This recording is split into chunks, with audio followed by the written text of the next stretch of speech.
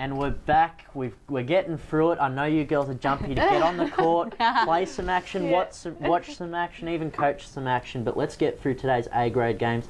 By today, you better get there in the next half an hour because we have some crackers.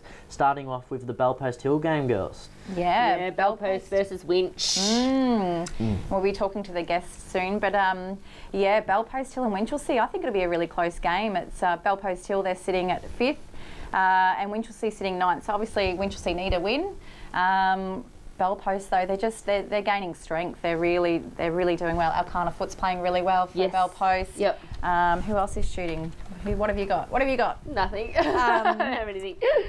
Yeah, look, they've got a really good side. Look, it's a bare minimum side though, Bellpost Hill. They've only got 7 or 8 players. I questioned last week Bellpost Hill with Becky. How did she go? Becky Thompson didn't seem to have, from her stats, didn't seem to have a great game. So I wonder what happened there. But I think once you get Becky Thompson and that together, they're unbeatable in that goal ring. She's just so strong and solid there. And then their defence as well. I think they're too good for Winch. I just don't think Winch will get their win from a Bellpost Hill game. No, I don't think so either. My follow-up question to that, so we've got Bellpost Hill's 5th and Winchelsea's 9th, but they're equal on points with Belmont. So do you think Winch can close the gap because they do not want Belmont to just keep rising percentage-wise, given they're still in finals contention? And I know that's a bold statement. I might be the new kid on the block, but you never say never. So do you think it could be a close affair or will this be a blowout? Look, I think it'll be the turning point, really. I think you're spot on. I think Winchelsea will really have to bring it this today. Look, and I think if they don't today, then you're possibly right. This will be definitely the turning point. So it'll be a really tough game, I think, for Winchelsea and Bellpost Hill. But Bellpost Hill, never underestimate Bellpost Hill. They're quality side. Yeah, I think so too. They seem to get their stuff together when they need to. Yeah. So and they know that they need to be winning, sitting in 5th spot. So they'll work really hard, and I think they'll still top the Winch off. Yep. So I highlighted Belmont on the ladder, and I think that is a fabulous segue to go. The Winter Resort, as Dick Philpott calls it. I don't know what the netball nickname is. I have no idea. Maybe the Kidman Avenue, the Kiddies or whatever. But they do host Bannockburn, who we've kind of said off air, if I'm allowed to share. Bannockburn probably were a premiership contender or championship contender, in my opinion. A few losses have now changed my opinion. So how will Bannockburn bounce back against the Lions? Yeah, look, I'm with you. Bannockburn, I had them tipped to win this year, but coming up against Werribee and Thompson the last couple of weeks, what happened? Did they get rattled by the top teams or something like that? Because they are such a strong team. Do they have those injuries that nobody knows about yet? So it'll be interesting with them coming up against Belmont, who, again, are fighting for a position still in that final. So Belmont are going to come out and give it everything they've got. And can Bannockburn come off a losing streak to win? What do you think? I don't know. I'm still going to tip Bannockburn. I still want to be behind them after playing them. I still think they're really solid and strong. So I'm going to stick by them. I think, Bannockburn. Yep. Well, Bannockburn, they're just off Werribee on the ladder alongside Thompson. Now, girls, Thompson play Corio, who we said towards the start of the show have not registered the win. If you were, say, a Melody Philpott or an Erin Lang, you've got to respect the opponent, but what's something to just give your girls extra motivation? Because, you're playing a side that isn't going to be as much of a challenge as you've had in recent weeks.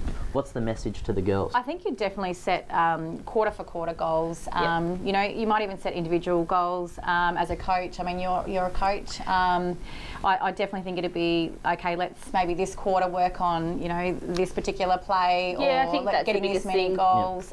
Just quarter-by-quarter goals. I think definitely quarter-by-quarter goals. But I'd be saying to my team, look, this is what we've struggled against with a couple of the top sides. So let's work on that, this quarter and see if we can nut that out. Make sure that, repetitiveness, I guess, would be the best thing to do of a certain play that they are interested in doing and getting that to work properly. And It'd be interesting to see if they actually let anyone else but give anyone else an opportunity to step up or whether they'll continue with their, starting 7.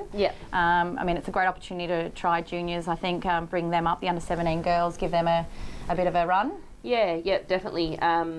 But at the same time, do you want to stick with that team that's to right. you know, to keep them going cement your place? Yeah, Boost your percentage. And I suppose my question then goes in the same scenario for Inverleigh when they host Geelong West. You know, again, it's a one-sided affair, but the message there, any players from either of those two teams, and it doesn't have to be A grade, B grade, that have caught your eyes in season 2016. Inverleigh, it's the same starting 7 for the last 3 or 4 years. They're a great group of girls, the Wyatt sisters. Let me think, who else is there now? The Callaghan sisters. Chloe Reardon, she's a fabulous little player. They've got a great side, Inverleigh. And once again, they're a side that, I certainly wouldn't want to come across very often. They're a great side. Glad we only play them once. which is a good thing. Look, I think Inverleigh are very strong, and I certainly wouldn't say goodbye to Inverleigh sitting at 4th. I think they'll be chasing their tail. Yeah, they could be actually a bit of a surprise package this year because they actually do work quite well together as a team. So, and like I said, they're sort of that hidden one. Everyone talks about Bell Post in 5th because Bell Post have been up there and that sort of stuff. But Inverleigh, they're that quiet assassin. They are sort the of quiet thing. achievers, yeah. So, maybe they're the ones to look out for. And I think that coming up against West, they'll play a full strength side and they'll work really hard to have a real solid win against them, I think. Yeah, and it's character building. Even if it's a 3-goal loss to West, still, given where they've come in recent weeks, you'll take that. And Inverleigh's home crowd, I've found in the netball, they really get behind all the Hawks teams. Yeah. Just speaking of Inverleigh, you mentioned, I think it was the White sisters, don't quote me. The Inverleigh Footy Club was able to contribute a photo of them with their mother for the Mother's Day edition of the record, and that was fantastic. So as the editor of the record, I thank you girls from the bottom of my heart.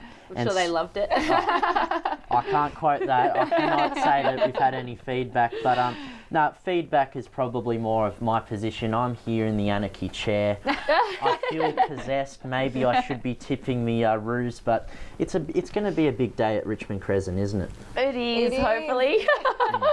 And look, it is going to be a big day. I'll be open about it. East have got quite a few out this week, so we've got quite a few playing across both games this week, so B and A. But I can't split my B and A girls. I think we've got quite a lot of strength, and any girl could play B grade, could play A grade, and so forth. So, and like I said last week, we've been throwing different combinations together. So I think that we're going to work really, really hard to. And Anarchy, yes, they're 6th at the moment, and we're down at 10th. But anyone we look at and we come up against, we can win. So, we'll be working our little tushes off to try and come back next week and show Donna that we were the winners. Oh. And if not, you're welcome back. I was going to say, it sounds like I've got the axe, but our time manager has said that we're out of time. So girls, thank you very much for joining us here. I know you've got to get on the court, so I'll better let you run there. Thank you. And to all of our viewers, you just keep watching, write in if you have any questions, because we're all about netball and we're all about feedback. Till next time, I'm Alex Tagani.